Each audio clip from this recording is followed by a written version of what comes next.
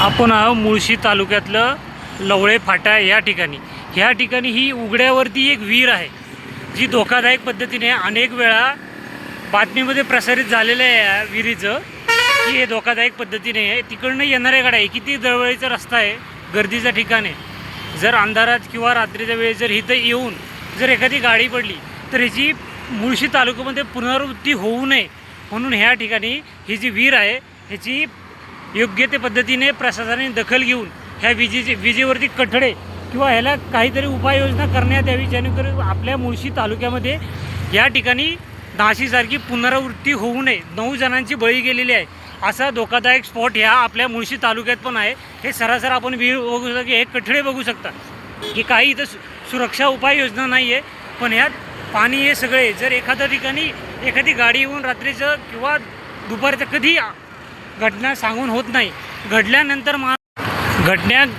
घडण्याच्या अगोदर आपण त्याच्यावर आळा घालू शकतो।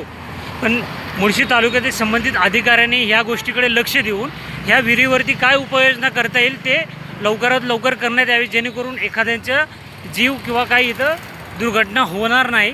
ह्या ठिकाणी हे मुळशी तालुक्यातल्या लवळे फाट्यावर ही विहीर आहे, ओपनमध्ये अनेक वृत्तवाहिन्यांमध्ये हे प्रसारित झालेलं आहे, तरी त्यांना जागा करून आज आमच्या महाराष्ट्र न्यूजच्या माध्यमातून परत त्यांचा विसर पडलेल्या अधिकाऱ्यांना हे जागा करून देतो की आपल्या मुळशी तालुक्यामध्ये पण ह्याची पुनरावृत्ती होऊ नये।